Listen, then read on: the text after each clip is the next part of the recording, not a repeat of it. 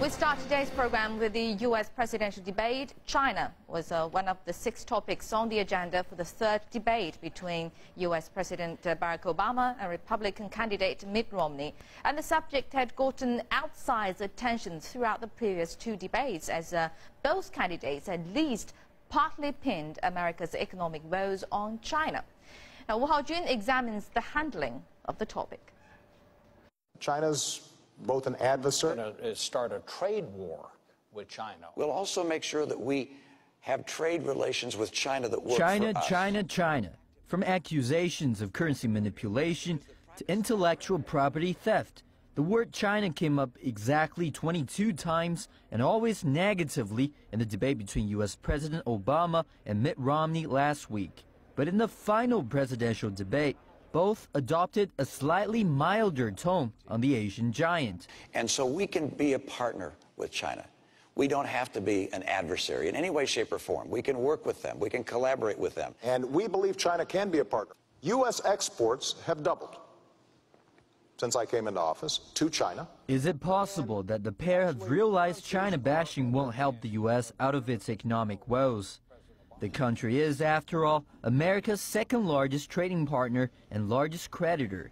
Yet when it comes to American politics, the rhetoric is always in high gear, even if that means antagonizing the world's 2nd largest economy and its deep-pocketed investors.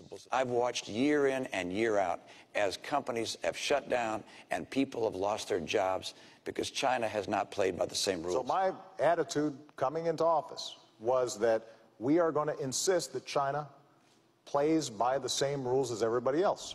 But will the words actually persuade American voters to see either candidate more favorably? John Levine, a U.S. citizen currently working and living in Beijing, doesn't hold much stock in it all.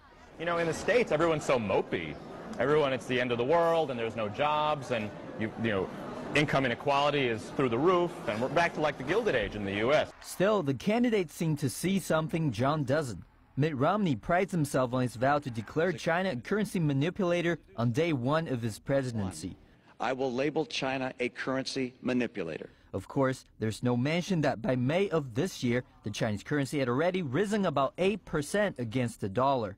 And President Obama has been pointing to increasing U.S. trade action as evidence of his tough stance on China, though that hasn't stopped the U.S. from calling for an end to trade protectionism. We put unprecedented trade pressure on China.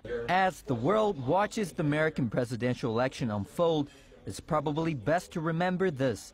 Students, business people, politicians, and opinion leaders in China will also be watching closely how America views them, friend or foe. Wu Haojun, CCTV.